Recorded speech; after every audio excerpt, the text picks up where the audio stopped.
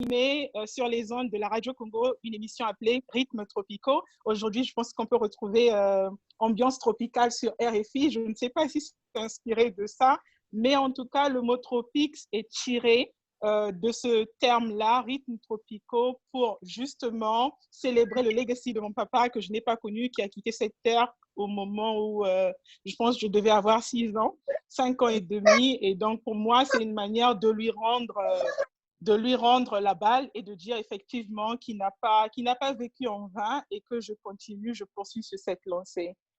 Ah bah c'est super, c'est un super héritage en effet. Merci. Et je crois que récemment, tu as Oui, découvert certaines choses. Justement, est-ce que tu peux oui. nous en parler un peu par rapport à ça? Ça me touche beaucoup que tu me poses cette question parce qu'il y a également Ruffin qui est parmi nous et qui a un peu ce sounding board derrière qui me dit Vénitia, tu dois en faire quelque chose. Et donc, j'ai découvert grâce à une cousine que moi qui croyais que j'étais congolaise, ben oui, je suis pas 100% congolaise, j'ai pas de sang blanc et tout le temps, on m'a toujours demandé en grandissant pourquoi Guino, d'où vient ce mot Guino alors que ça sonne français et tout.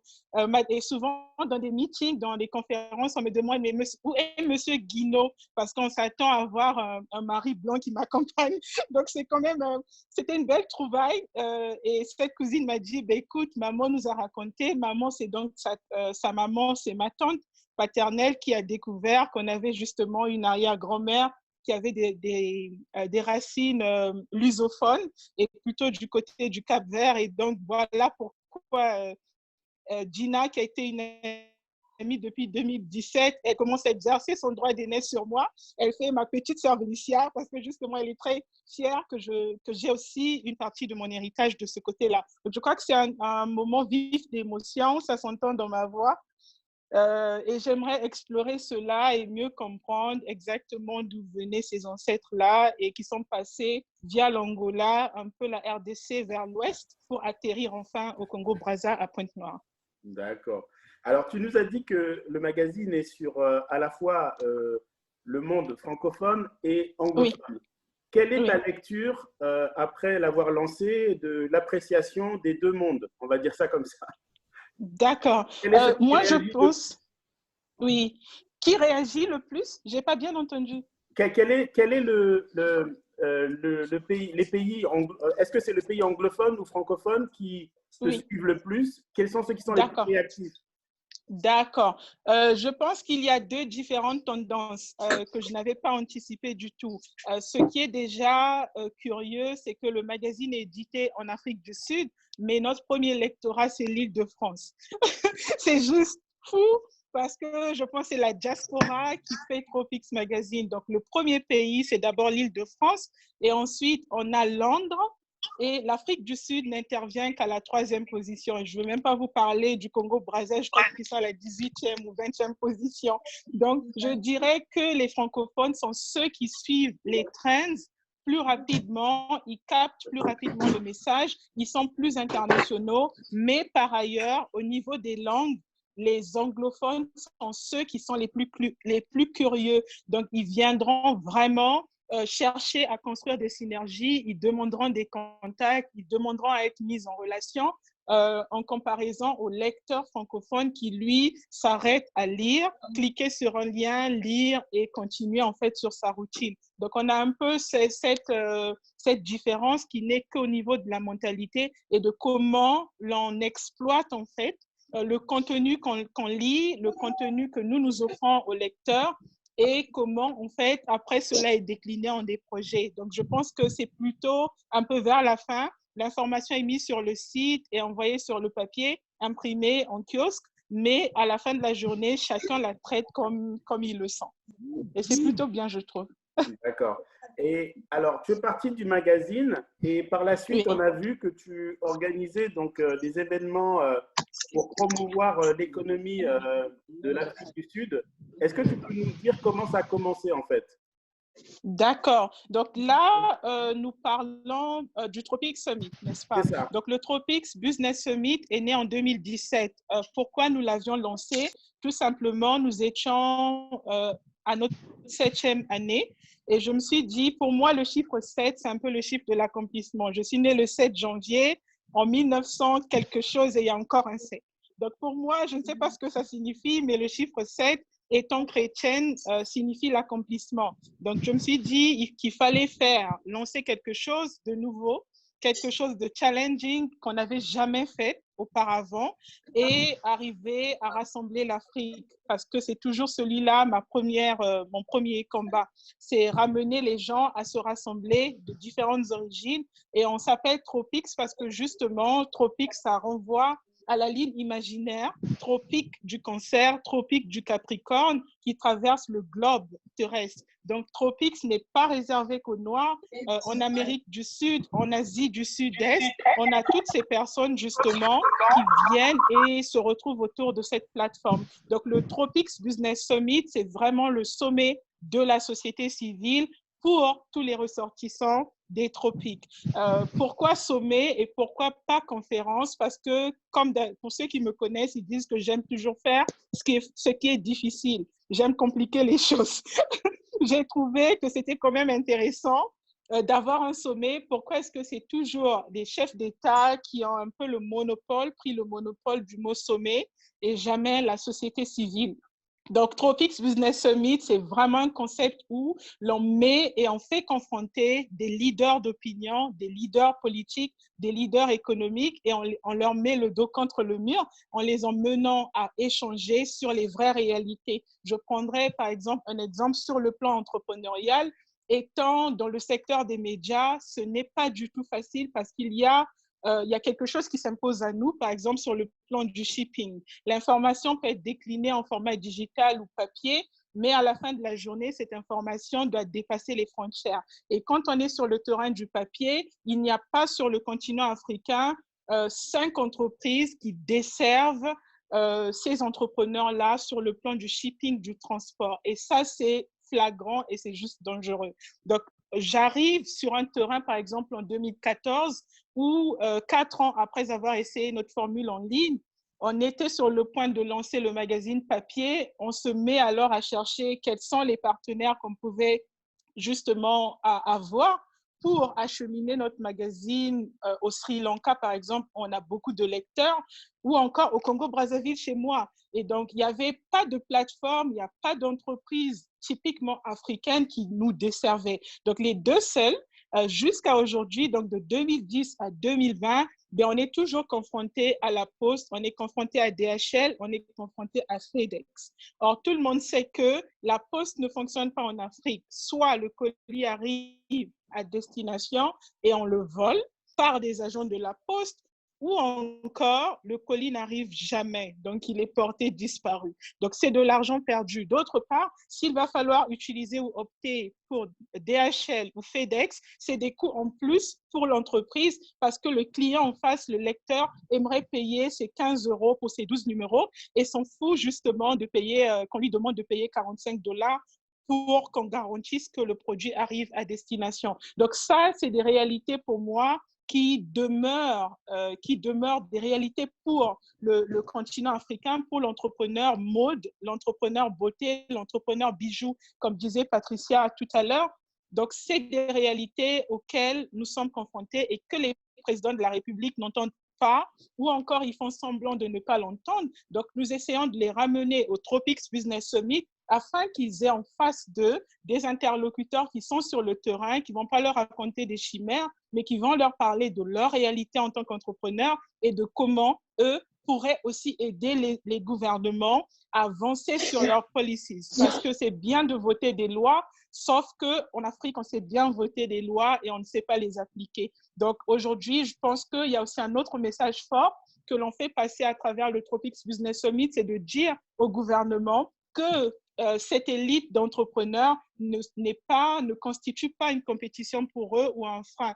Nous ne sommes pas là pour les critiquer. Nous souhaitons servir de partenaires stratégiques afin qu'on puisse justement régler un à un chaque problème auquel nous sommes confrontés et emmener justement les projets économiques de chaque gouvernement à éclore. Donc, le Tropic Summit, c'est vraiment le lieu des synergies, c'est le lieu où on construit des ponts entre l'Afrique, l'Europe, l'Amérique et l'Asie du Sud-Est. Malheureusement, on n'a pas encore réussi à voir l'Australie. On espère que cette année, en octobre, ce sera le cas.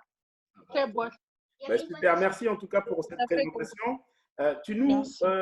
montres quand même que Voilà la tu as nouvelle fait maison. face à énormément de challenges, de défis. Est-ce Oui. que tu peux nous donner, dans la réalisation des Tropic Summit, des Mhm. défis en tant qu'entrepreneur que tu as eu, Oui. auxquels tu as eu à faire face, puisque là, on a pas mal d'entrepreneurs et parfois, Oui.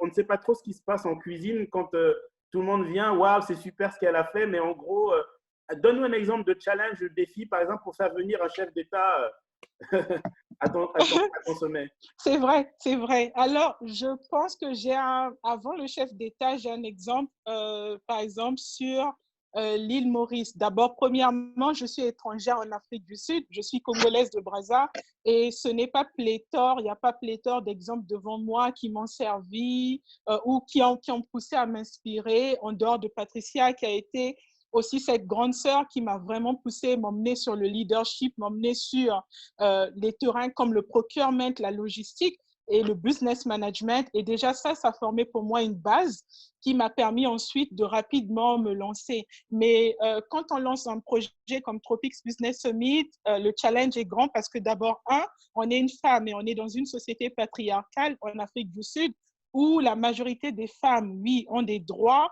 mieux valorisés qu'au Congo, qu'en zone francophone, mais il n'y a pas vraiment dans le secteur événementiel une fille qui ose autant. Donc, du coup, on se retrouve devant des hommes qui pensent que soit je le fais parce que j'ai des marionnettes derrière moi, soit je suis le face d'un brand invisible derrière moi. Donc déjà, le premier problème ou la question qu'on vous pose, c'est pourquoi vous voulez lancer un sommet quand vous vous retrouvez devant des chefs d'État, on vous demande, mais pourquoi à un si jeune âge vous avez, je pense que j'ai lancé il y a 3 ans, en 2017, j'avais à peine 30 ans. Et donc, on me dit, mais à 30 ans, une petite fille qui veut lancer, tu veux ramener les chefs d'État et tout ça, pourquoi tu veux faire ça? Et donc, on est confronté, au lieu que les compétences soient valorisées sur le continent africain, mais non, en fait, c'est plutôt l'âge qui détermine ce que les entrepreneurs doivent faire. Et surtout quand on est une femme.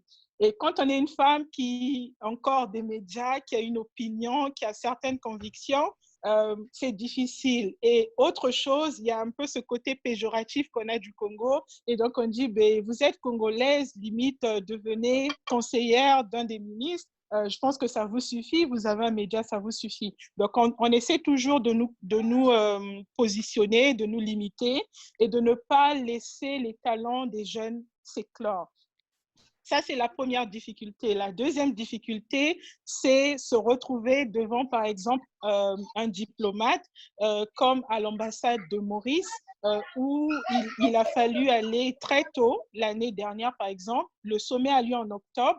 Il a fallu y aller, je pense, en février. Donc, nous avons déposé les invitations. On a reçu notre audience. On a été accueillis par les chargés économiques et politiques.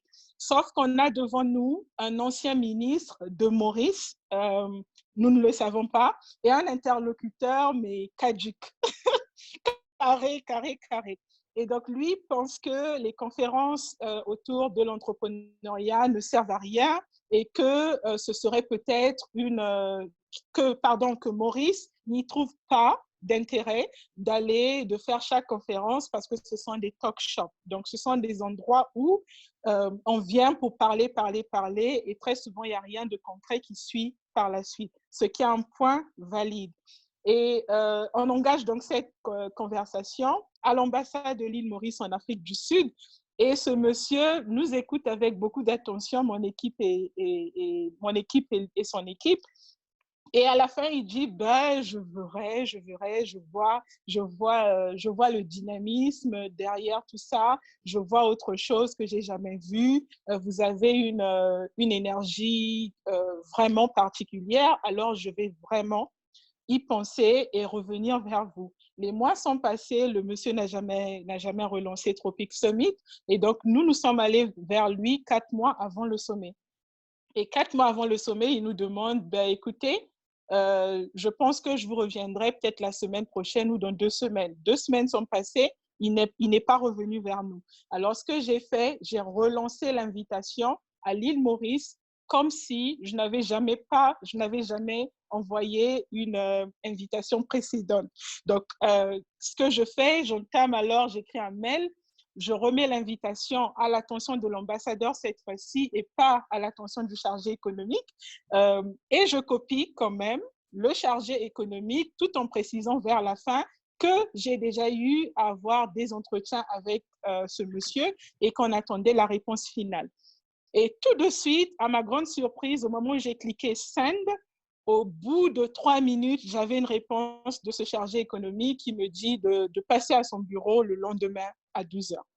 Je me suis rendue à Pretoria avec mon équipe. On y est allé, on s'attendait justement à une réponse positive et tout. Et on arrive, il nous dit, ben, vous êtes arrivé à 1 minute près, en retard et tout ça. Je dois aller à un autre meeting. Écoutez, je ne pense pas qu'on y sera. C'est une très belle initiative, mais pourquoi voulez-vous vraiment l'île Maurice quand vous savez que c'est un État insulaire, que ce n'est pas aussi grand que ça? Vous faites le sommet en Afrique du Sud, ça fait 2 ans déjà. Donc, quel serait le rôle que jouerait Maurice à ce sommet? Et on était, je pense, 2 mois après, 2 mois après le courant xénophobe en Afrique du Sud, le tout dernier. Et à cet instant, j'ai eu un peu ce sentiment de révolte en moi. Et je ne sais pas ce qui m'a pris, mais je lui ai parlé de cœur à cœur. Et je lui ai dit, monsieur, je pense que vous êtes en train de manquer une opportunité et cette opportunité va vraiment échapper à tous les Africains ou à tous les Mauriciens.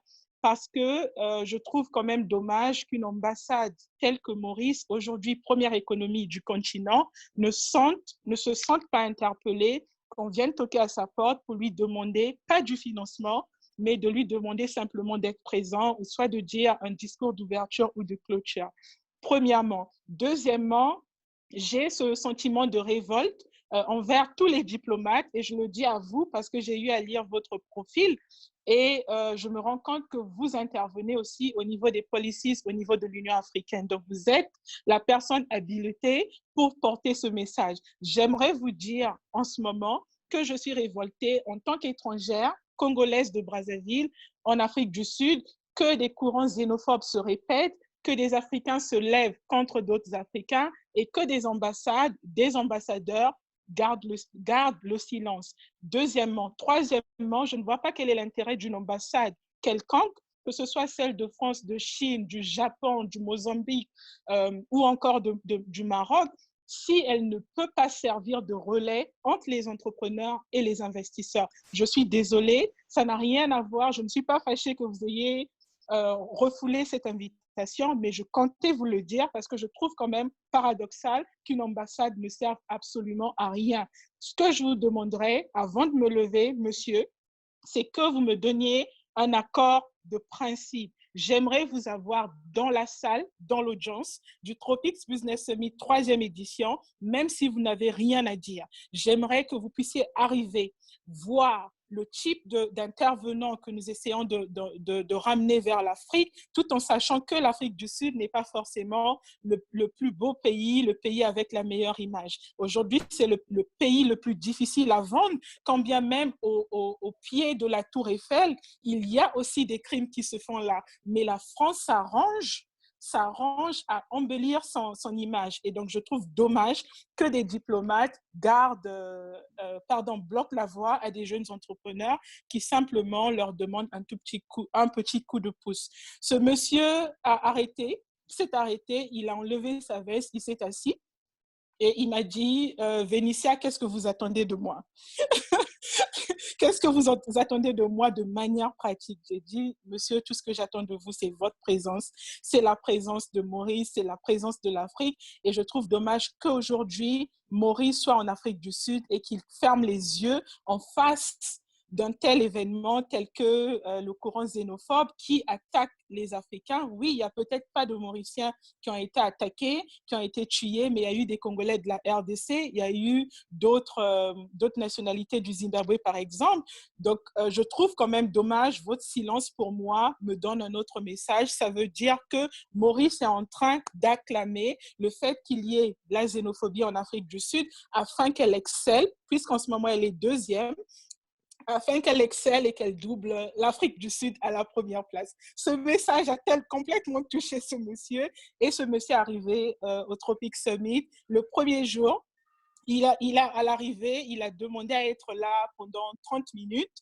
Il est arrivé et dans la salle d'attente, il a croisé le roi du Mozambique, du Swaziland, du Zululand, du Zimbabwe.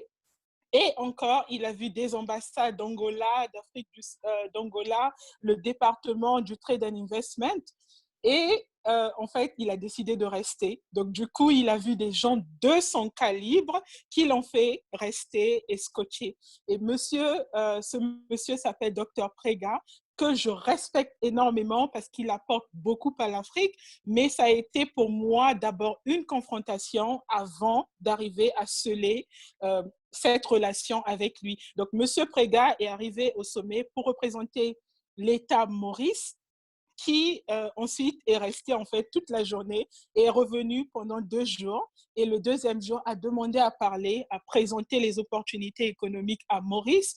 Et c'est de ce fait que nous avions également décidé de choisir Maurice comme notre prochaine destination, parce que le Tropic Summit a déjà eu lieu en Afrique du Sud pendant 3 années consécutives, de 2017 à 2019. Et là, je pense qu'il est temps de rendre ce concept itinérant afin de le faire bénéficier à d'autres pays. Et je rappelle aussi que grâce au Tropic Summit, il y a eu un petit ajout, une petite contribution de notre part en tant qu'entrepreneur à travers les délégations qui sont venues de l'étranger. Et donc aujourd'hui, je suis fière de dire que le Tropic Summit est l'un des événements, bien qu'étrangers, qui figure dans le patrimoine culturel et touristique du gouvernement sud-africain, et ça ne peut qu'être une fierté. Et j'espère que mon pays fera de même, que le Congo-Brazza ne croise pas les doigts et qu'il fasse quelque chose justement pour que ce genre d'événement arrive également à embellir et à positionner le pays, nos pays respectifs sur le radar des investisseurs, parce que pour moi, ça me fend le cœur de toujours voir le Congo-Brazza sur le rouge, sur la carte des investissements, et c'est un pays quasiment qui n'existe pas. Désolée, c'était lent. Non, c'était très bien parce que ça illustre, tu vois, beaucoup de gens, comme je te dis, ne voient que la finalité, mais oui. Tu nous as montré qu'il y a les qualités d'un entrepreneur, c'est l'audace, la détermination, savoir dire les choses avec son cœur, simplicité, mais être ferme sur ce que tu veux, tu nous l'as démontré. Exact. Et tu vois, donc on va arriver maintenant sur le sujet qui était sur les affiches. Et moi, j'ai envie d'abord de dire que tu es la première African Doers. Parce que là, franchement, ce que tu nous as démontré, c'est excellent, quoi. Donc, tu es la première des African Doers. Alors, quels ont été les critères pour que tu puisses nous présenter avec tes amis, tes collègues qui travaillaient pour pouvoir identifier ces personnes? Dis-nous un peu plus. Oui. D'accord. Donc, African Doers est né justement en fait de Tropics Magazine parce qu'on n'arrivait pas à caser tout le monde sur notre planning éditorial. Et on a ce problème aujourd'hui avec les African Doers Live Talks. En ce moment, nous sommes bookés jusqu'à au moins septembre. Et donc, il y a tellement d'initiatives autour de l'Afrique qui ne sont pas forcément valorisées. Et je trouve ça dommage qu'on ait autant de médias aussi qui sont sur l'Afrique. Il y en a qui commencent à naître et j'aimerais encourager les entrepreneurs à lancer des médias. C'est ce que nous faisons d'ailleurs au sein du Tropics Ventures Group, c'est d'aider ceux qui veulent lancer leur propre publication à les accompagner du stade idée jusqu'à la matérialisation et voir la distribution. Nous avons par ailleurs aidé à créer le magazine Yaya Magazine avec un groupe qui était à la base musical, qui a produit Papa Wemba par exemple. Ce magazine est tenu par Madame Laetitia Monzanga et c'est l'une de nos premières éditions. Donc, African Doers va vraiment sur cette lancée-là, c'est de classer, c'est de suivre premièrement pendant 12 mois. Nous prenons le temps de suivre sans contacter ces personnes. Nous suivons ces Africains qui font des choses, qui ont des initiatives absolument magnifiques et des fois qui ne savent pas comment les mettre en valeur. Donc, pour nous, la première chose, c'était de réunir, de montrer cette Afrique dynamique. Au départ, African Doers était lancé il y a 3 ans c'était un classement de 100 personnalités africaines ou d'ascendance africaine, parce qu'on a quand même des profils tels que Haydn, qui est d'origine martiniquaise et guadeloupéenne, qui se retrouve dans ce classement parce que justement, elle contribue à la visibilité de l'Afrique à travers le secteur médiatique et événementiel.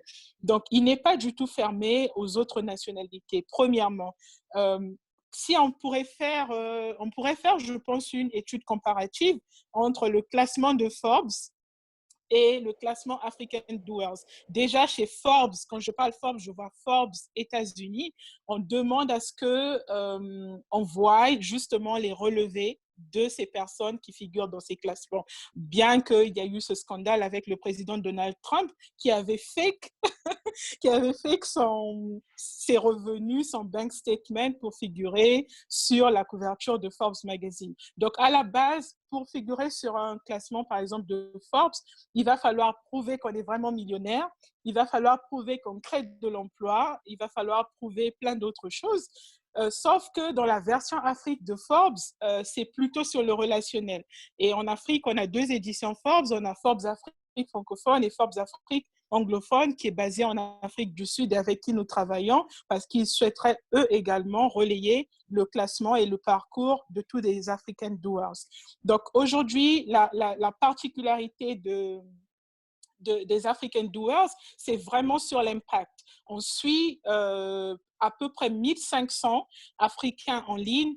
On les côtoie, on les connaît, on leur pose des questions et des fois, ils ne savent pas que c'est nous. Ça peut être des gens qui viennent demander à acheter un service, acheter un produit. Donc, on veut aller jusqu'au bout de la chaîne. Et ce problème-là, par exemple, nous a révélé, cette démarche nous a révélé cette faille un peu au niveau de tous les entrepreneurs qui sont dans le e-commerce, qui pensent qu'ils peuvent demander à leurs clients de venir inbox pour prendre les vrais prix.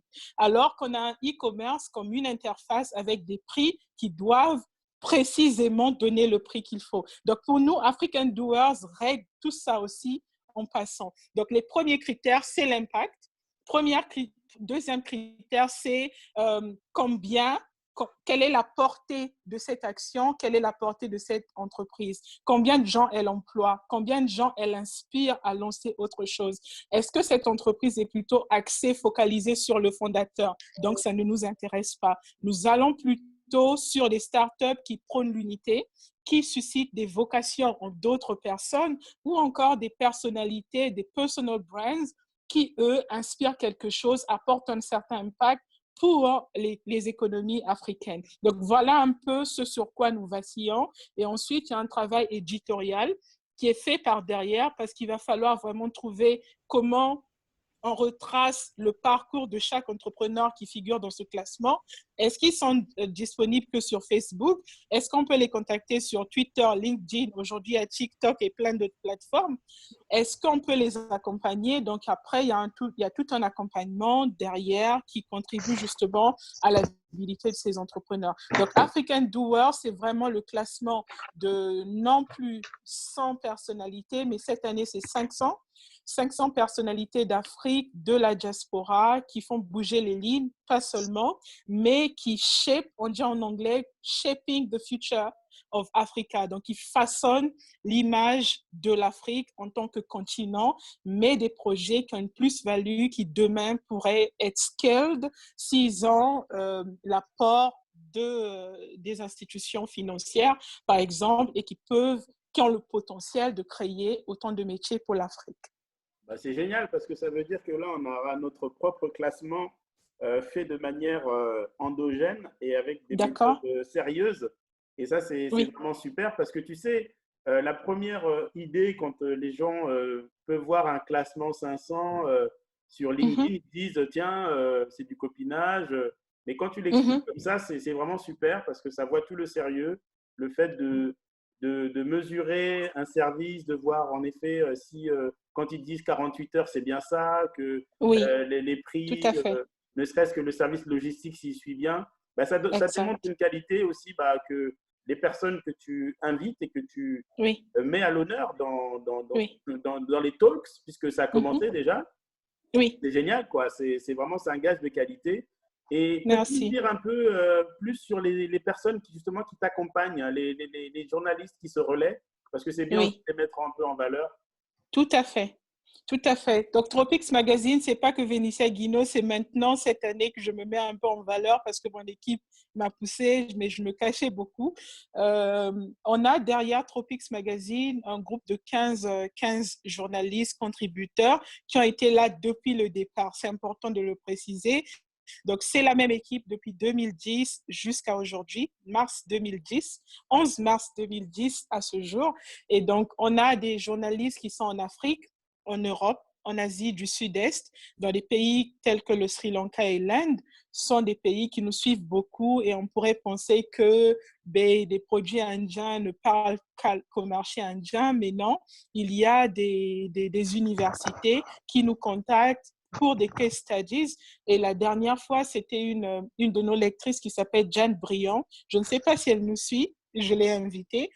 Mais par exemple, elle a une fille qui étudie à Londres et qui voulait justement soit qu'on lui propose un internship programme au sein de Tropics Magazine ou encore contribuer en fait de façon ludique à emmener les étudiants en troisième année, par exemple, de communication, à apprendre sur les brands. Et il y a également une professeure d'une des universités américaines, University of California à Los Angeles, qui a également écrit un livre sur le branding, le Power of Branding and Marketing pour l'Afrique et comment est-ce que l'Afrique, déjà en 2010, impactait à travers ses tendances, à travers ses trends qui lui étaient propres. Et donc ça a servi Tropics Magazine a également servi de case studies et aujourd'hui ce livre est par exemple forme partie du lecture communications au sein de l'université de Harvard. Donc ça c'est des cas concrets, c'est le travail de toutes ces 15 personnes qui ont contribué à élever justement le nom, la marque Tropics. Voilà pourquoi nous voulons qu'elle se vulgarise autour d'autres concepts, autour d'autres synergies. Et c'est ce qui nous emmène aujourd'hui à créer autre chose, mais en gardant toujours le Tropics parce que ça demeure notre marque. Donc, il y a 15 professionnels qui sont autant des journalistes, des contributeurs, des pigistes et aussi des photographes. Je salue par ailleurs, salue Valérie à Londres, on a Valérie Soso-Mukwele à Londres, on a Ray Muzoki qui est en Afrique du Sud, on a Des Richards qui est d'origine jamaïcaine et anglais à Londres, nous avons Srimal Fernando qui est au niveau de Colombo au Sri Lanka, Ivasi aussi sur l'Inde, on a Wanda Nico en France qui est une des top journalistes françaises. On a Karine Linor, notre éditrice France, qui, elle, est au niveau de Fort-de-France en Martinique. Donc, on a tout un réseau. On a André Bergeron, qui est photographe et qui a couvert la majeure partie des événements au niveau du Canada, que ce soit les concerts de Madonna, de Kendrick Lamar et j'en passe. Lui, il est au niveau de Toronto. Donc, c'est toute cette famille. Je n'oublie pas Roy Anthony Morrison, qui lui est au niveau de New York. Donc, tout ce réseau contribue à la marque et c'est toute cette famille qui continue aujourd'hui de porter encore plus haut Tropics Magazine. Bah, c'est super. Alors, je vais bientôt ouvrir les questions, donc n'hésitez pas à commencer à les poser. Et est-ce que tu auras un dernier message à dire à tous ceux qui nous écoutent là ce soir en termes d'entrepreneur, toi qui es une battante entrepreneur, quel conseil tu donnerais là, à tous ceux-là qui sont ici, rassemblés avec nous, pour en tout cas les encourager à persévérer? Parce que tout ce que tu as fait, ça, on voit qu'il y a du temps. Hein, donc, exactement. Tu peux nous dire. D'accord. Moi, le conseil, je pense que je donnerais, déjà, je ne suis pas gourou, donc je parlerai de quelque chose, je serai plutôt pratique. Je dirais quelque chose en rapport avec le coronavirus. Je pense qu'aujourd'hui, pour ceux qui n'avaient pas l'habitude de travailler de la maison, ont commencé à développer cette faculté-là. Nous avions l'habitude, nous étions en ligne depuis 2010, donc du coup, on n'a pas senti la différence en dehors d'aller faire une couverture d'événements. Donc là, ça nous a affecté aussi au moment du paiement parce que c'était pas évident. Toutes les entreprises ou les clients étaient soit fermés ou avaient peur du lendemain. Donc, ce n'était pas évident que tout le monde mette rapidement la main dans la poche pour payer. Donc, du coup, il y a un delay qui se produit. Donc, je pense, il y a un conseil que je pourrais donner, c'est de demander à chaque entrepreneur, déjà qui s'est lancé ou qui pense à se lancer, d'être encouragé. Je trouve que c'est encourageant, c'est important que chacun d'entre nous porte son initiative, mais qu'il la vive et qu'il devienne d'abord le numéro un consommateur, le premier ambassadeur de sa start-up. Aujourd'hui, on oublie de dire que derrière un produit, il y a une personne. Aujourd'hui, on consomme Apple parce qu'il y a l'histoire de Steve Jobs. Donc, apprenons à raconter nos propres histoires, l'histoire de notre parcours, l'histoire de qui nous sommes. Et ce qui nous a poussé à lancer cette entreprise. Pourquoi cette start-up est née, et ça devrait figurer sur les sites Internet de chaque produit. On doit pouvoir être en mesure de lire l'histoire de la personne qui porte ce projet pour que demain, ça inspire. Pour nous, en tant qu'Africains, nous sommes un continent de partage. Il ne faudrait pas qu'on s'éloigne de nos valeurs. Évitons de répliquer des concepts qui marchent à l'international et les répliquer en Afrique pour faire genre que nous aussi, on peut, comme on dit au Cameroun. Non, nous aussi, on peut, mais on peut aussi autrement. Nous sommes Africains, nous avons des racines, nous avons des valeurs que les autres n'ont pas. Chez nous, les plus petits respectent les grands. Ailleurs, ce n'est plus le cas. Donc, comment est-ce que les valeurs africaines aujourd'hui pourraient rendre le mouvement de l'entrepreneuriat encore plus puissant? Aujourd'hui, les États africains prennent du temps à reconnaître la valeur, la place et l'impact des startups locales, mais le coronavirus leur a fait voir qu'il y avait un besoin d'avoir et de soutenir les entrepreneurs. Je prendrai le cas de l'Afrique du Sud ou encore le cas de la Côte d'Ivoire, où des jeunes entrepreneurs, soit de Cape Town ou d'Abidjan, ont rapidement créé des drones pour vérifier si certains quartiers étaient confinés ou non. Ça, c'est grâce à l'entrepreneuriat. Il y a toujours eu les entreprises telles que Zipline, qui sont à la base tech, créent des drones pour aller récupérer du sang qu'on ramène vers des centres hospitaux au Rwanda et au Ghana. Ça, c'est des innovations à encourager. Donc, je pense que le coronavirus ne doit pas seulement nous emmener à réaliser cette réalité maintenant parce que nous n'avons pas le choix, mais que ces réalités-là se traduisent en projets, en des actions qui demain vont porter vers autre chose. Donc, j'ai appris moi quelque chose de très important pendant cette période de lockdown, de confinement, qui est la suivante. Chaque entrepreneur africain, chaque entrepreneur sur la planète devrait se poser la question suivante. Est-ce que le service que je propose est essentiel? S'il n'est pas essentiel, comment je pourrais rattacher un service ou un produit essentiel à ce que je fais déjà? Donc, si je prends le cas, par exemple, de Aïcha Ballo, qui est dans un secteur essentiel, qui est de faire du traiteur pour des entreprises. Si elle ne fait plus pour les entreprises, elle a l'habitude de voyager, d'aller cuisiner pour la NBA, par exemple. Aujourd'hui, elle ne peut plus voyager. Comment est-ce que Aïcha Ballo peut repenser son modèle afin que demain ou aujourd'hui, qu'elle desserve la communauté locale avec sa cuisine qui est excellente? Je prends le cas de Gina, qui est dans le secteur du tourisme. Comment est-ce qu'elle peut restructure et trouver quelque chose, une plus-value qui l'emmènerait à la garder en business? Ce serait peut-être de faire du coaching en tourisme, ce serait peut-être d'offrir des consultations, peut-être de faire un projet à la carte, peut-être de faire visiter ou découvrir des pays de façon digitale, quand bien même les frontières sont fermées. Donc, il faudrait trouver quelque chose de plus qu'on rajouterait à notre offre habituelle pour keep our business afloat en attendant que les frontières réouvrent. Donc, trouvons l'essentiel dans ce que nous faisons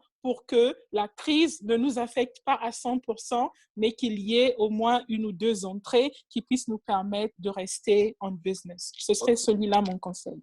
Merci, Vénitia. Donc, c'est l'adéquation entre l'offre, en tout cas, et le client. Il y a une question de Maureen qui dit voir grand, est-ce une qualité ou un défaut? Alors là, tu peux nous en dire quelque chose, toi. Voir grand, moi je dirais les deux, parce que je dis jamais oui ou non. Je dis oui et non. Oui, c'est un défaut, surtout quand on est confronté à des personnes plus âgées que soi. Voir grand, on essaie toujours de nous rabaisser. On nous dira non, pas maintenant, non, tu es trop petite, non, tu peux pas faire ceci, non, tu peux pas faire cela. Ou encore, tu évolues dans un environnement pas propice à l'entrepreneuriat comme au Congo-Brazzaville. Voir grand aujourd'hui en tant que Congolaise en Afrique du Sud est un avantage pour moi et je remercierai une fois de plus ma grande sœur Patricia qui est là, qui a tellement tonné quand je suis arrivée en Afrique du Sud en 2016. Elle était mon tuteur en Afrique du Sud. Donc, elle disait à ma mère, maman Julienne, tu n'en verras pas Bijou, on m'appelle Bijou à la maison, tu n'en verras pas Bijou aux États-Unis. Ce rêve-là d'aller aux États-Unis, non, non, non, il est mort. J'aimerais te montrer, en fait, accorde-moi cette opportunité de te montrer le bon côté de l'Afrique du Sud. Donc, elle a été un peu celle-là, l'ambassadrice de l'Afrique du Sud auprès de ma mère afin qu'elle voie le bon côté de l'Afrique du Sud. Et pour moi, ça a été progressif. Et c'est quand elle m'a emmenée à l'université et le jour de l'inscription, déjà pour apprendre la langue, elle me dit, Bijou, voici ton école de langue, voici ce que tu vas faire, ce sera bien. Et elle disait, comme je vous dis là, elle faisait, ce sera bien, tu vas tellement rencontrer des gens, etc. Et du coup, je pense que Tropix aussi, la manière de rassembler les races, je pense, est née aussi de là. Parce que dans ma classe, au moment où j'apprenais la langue anglaise, j'avais des Coréens du Sud, j'avais des Africains, j'avais des Européens qui étaient tous venus pour expérimenter cet autre côté de l'Afrique, mais en apprenant l'anglais. Donc déjà ça, je pense que c'est un avantage. Maintenant, pourrais-tu juste me rappeler la question, s'il te plaît, Dimitri? Quand on entreprend, est-ce que voir grand, c'est un défaut, une qualité?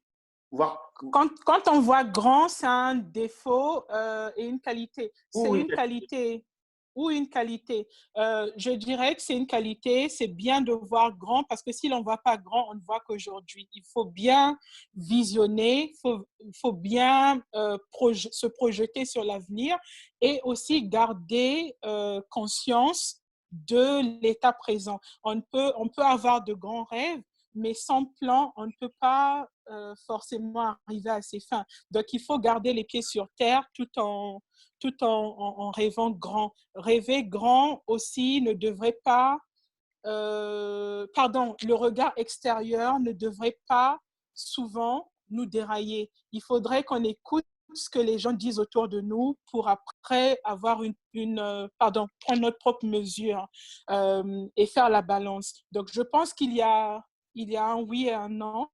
Voir grand, c'est bien dans un pays comme l'Afrique du Sud, dans l'environnement, au sein duquel l'environnement est propice. Voir grand dans un pays comme le Congo-Brazzaville, qui a plein d'opportunités économiques, mais qui n'est pas prêt pour les affaires, c'est un danger. Voir grand dans un pays comme la RDC, qui est le premier marché africain, c'est un avantage, mais ne pas avoir une force politique au-dessus de soi qui met un cadre, établit un cadre pour permettre aux jeunes d'innover, c'est un danger. Donc, il va falloir définir, voir grand, c'est bien, mais voir grand où et le pays dans lequel on investit apportera de l'impact sur ce que l'on veut réaliser.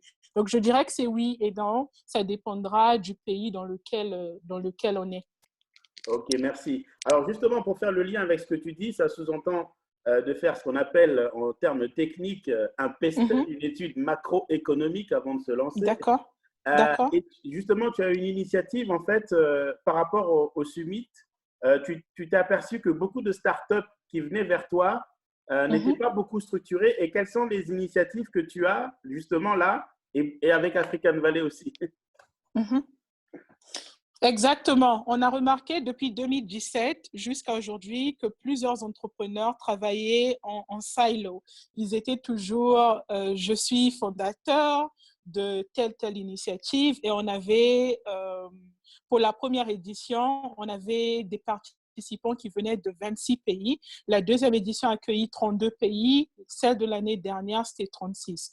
Donc, au fur et à mesure qu'on avançait, on s'est rendu compte que dès lors qu'on donnait la parole à un entrepreneur, il disait « Je suis Vénitia, je fais ceci, je me lève à 6 heures, j'envoie mes enfants à l'école. » Il y avait du je.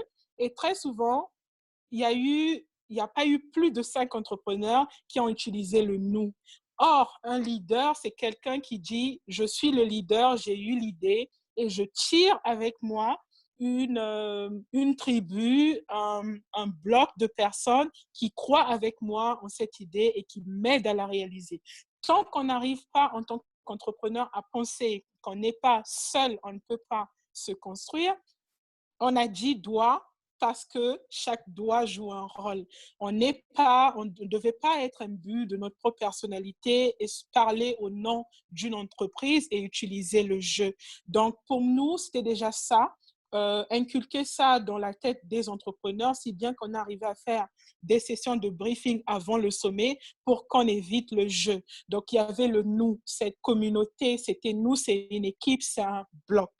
Et deuxièmement, quand on quitte du jeu vers le nous, ben, il y a un grand pas parce que justement, les entrepreneurs perdent les pédales parce qu'ils réalisent tout de suite qu'ils ne sont pas, des super-héros. Donc, ils ont bien des gens autour d'eux, mais qui ne veulent pas valoriser. Et aujourd'hui, je pense que les gens ont peur de structurer leurs entreprises parce qu'ils se disent « ça coûte cher, je n'ai pas les moyens, je n'ai pas d'appui, donc je vais avancer seul. » C'est une erreur. Il y a une autre formule qui existe aujourd'hui en management et il s'agit de créer des partenariats. Et c'est ce qui nous emmène aujourd'hui de créer des partenariats, des synergies économiques.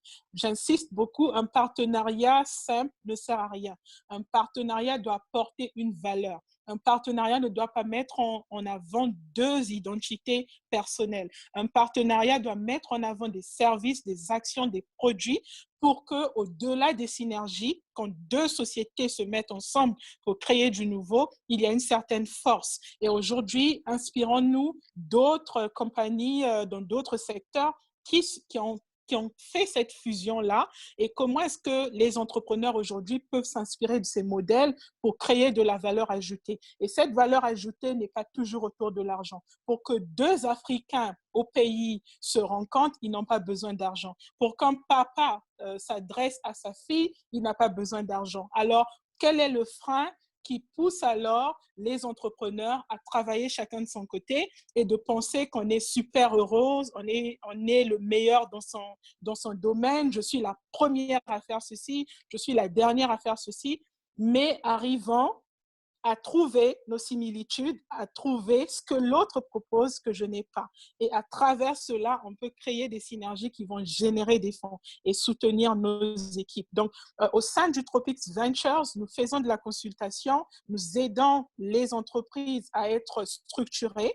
Et j'aimerais saluer mon mentor, monsieur René Ralph, qui est d'origine suisse. Et c'est lui justement qui m'a pris et m'a appris comment structurer un projet qui a déjà démarré ou encore comment aider un entrepreneur à lancer son entreprise. Donc, nous allons de la phase A vers la phase Z, mais en tirant les valeurs de ces sociétés respectives et en tirant aussi les valeurs des porteurs de projets parce que ce sont eux d'abord, les fondateurs, c'est eux qui portent la vision et un leader qui est à la tête d'une entreprise qui ne comprend pas, qui est dans un domaine que lui-même ne maîtrise pas, qui n'a pas appris, est un danger.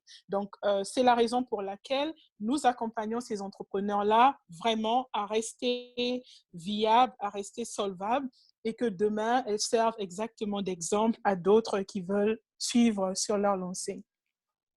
OK. Bon, en tout cas, merci, Vénitia. C'était très riche. Merci. Il y a eu des questions. Attends, oui. D'accord. Une dernière, là, c'est il y a des partenariats qui proposent de la visibilité sur les réseaux sociaux. Qu'en pensez-vous justement? En fait, la visibilité pour la... OK. Partenariat pour la visibilité, est-ce que ce sont des médias ou quel type d'organisation propose cela? parce que ça dépendra. Si c'est un média, la visibilité, c'est bien, mais sauf que au-delà de la visibilité, comment est-ce qu'on retourne, on translate le partnership de visibility on social media to become something viable. Donc, comment est-ce qu'on peut rapidement utiliser des lead marketeurs pour changer justement, par exemple, les clics sur un website, et que demain, ça devienne, ce soit payé en forme d'argent. Donc, je pense que ces entrepreneurs peuvent également se rapprocher de Dimitri ou de nous également, venicia@tropicsmagazine.net, et voir comment nous pourrions passer cela en revue et voir comment nous pourrions engager quelque chose ensemble. Ok. Bah, merci. Bah, tu le dis, c'est exactement cette nouvelle façon qu'il nous faut travailler à l'avenir, parce que trop souvent, les gens essaient de faire les choses tout seuls, ils s'en cassent les dents. Par moments, ils ont réussi, mais ils ont difficilement survécu 3-4 ans d'exercice. Et tu nous montres que ton exemple, au bout de 10 ans, déjà, tu es là. Ça fait plaisir. On a plaisir à t'entendre, de nous raconter, de nous encourager aussi sur tous les défis que tu as pu surmonter, auxquels certains entrepreneurs qui sont là ont pu être confrontés. En tout cas, c'est un gros peps que tu nous as donné ce soir. Et je tiens à te remercier. Est-ce que je peux remercier 2 autres personnes oui, que j'ai dû oublier? Bien sûr. Au sein du Tropic Summit, on a une toute petite équipe de 8 personnes. Et je tenais vraiment à remercier Madame Laetitia Monzanga, qui a été la première à croire en cette idée de sommet. Elle m'a fait, toi et tes grandes idées là, toi et tes grandes idées, toi là. Et donc du coup, c'est elle qui m'a vraiment motivée, elle m'a poussée à le faire. Nous avions réalisé les 3 premières éditions ensemble, et elle est également à la tête d'un groupe qui s'appelle Creb Holdings, qui fait en même temps dans la production de la musique. Elle a produit d'ailleurs Papa Wemba et plein d'autres artistes, Roga Roga de chez nous. Et elle est aussi dans la distribution de magazines, sans oublier la logistique.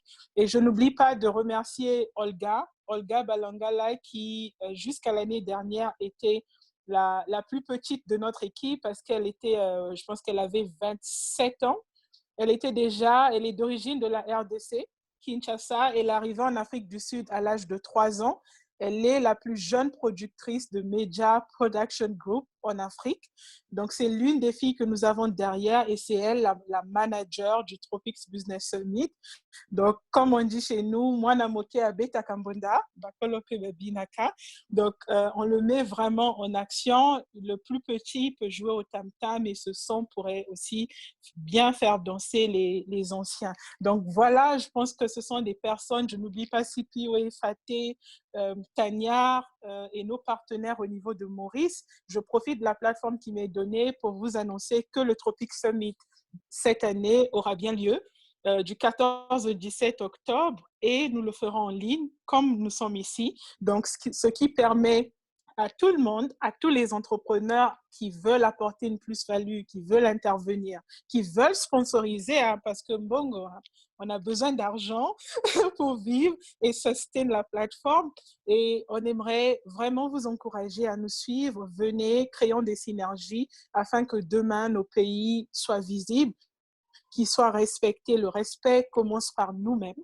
N'attendons pas que l'Europe et la France, les États-Unis nous reconnaissent, mais soyons ceux qui allons tellement porter nos pays que demain, ça devienne comme Madagascar, qui lance le Covid Organics, et qui demain, on n'a pas d'autre choix que de conjuguer avec ce pays-là. Donc, inspirons-nous de tout ce qui marche, oublions ce qui ne marche pas, et utilisons nos startups pour changer la donne, changer la narrative, chacun à son niveau. Bah, merci en tout cas pour ça. On se rejoint complètement. De toute manière, on est en phase complète.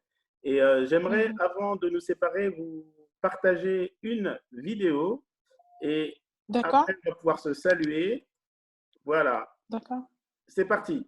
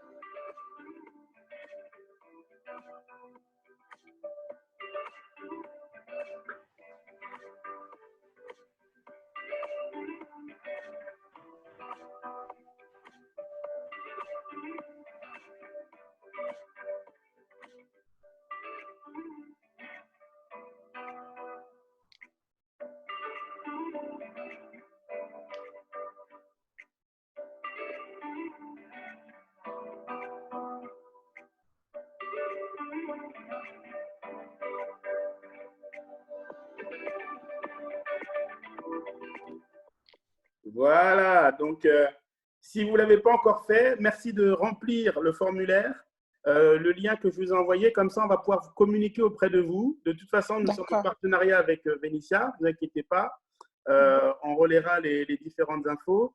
La semaine prochaine, nous avons un invité, c'est un ancien ami personnel. On a grandi ensemble à Grigny, vous vous rendez compte, hein, Grigny. Aujourd'hui, il est à New York chez Salesforce. Wow. Donc, ça va être, voilà, vous connaissez les rendez-vous de l'African Valley. Voilà, ce sont des personnes qui sont inspirantes. Alors lui, il va nous dire des choses, mais franchement, ne loupez pas, ça va être top aussi, du même niveau. Voilà. Et je vous encourage à participer lundi prochain. Donc, allez sur la plateforme, les liens y sont.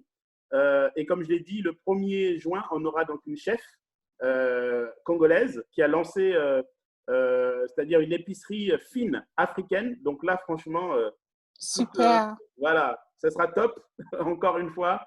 Enregistrez-vous, on va vous envoyer toutes les infos. Et merci à tous ceux qui sont connectés. On était plus de 40 ce soir. Et vraiment, ça me réjouit. Et merci pour Vénitia, parce que vous avez honoré, en tout cas, son invitation et aussi l'invitation d'African Valley. Et voilà, c'est ça nos soirées. Ce sont des soirées à contenu de haut niveau, je veux dire, pour que chacun, nous puissions avancer dans nos business respectifs. Parce que l'idée, c'est ça. Là, on est sur le web, mais en janvier, on aura une plateforme sur Paris. On pourra se croiser, se rencontrer. Et vous allez voir, ça va déménager. Donc, voilà, merci à tous. Bonne soirée. Merci. Et puis, inscrivez-vous bien pour qu'on puisse vous renvoyer les infos. Et à lundi, je l'espère. Au revoir. Merci beaucoup, Dimitri. Merci, African Valley. Au revoir. Au revoir. Au revoir.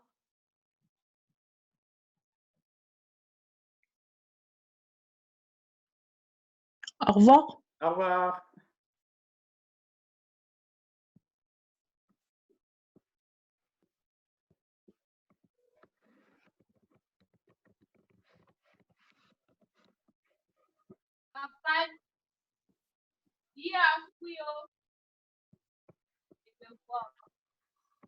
Il a fini pour son livre. Le livre reste. C'est toi qui reste. Toi,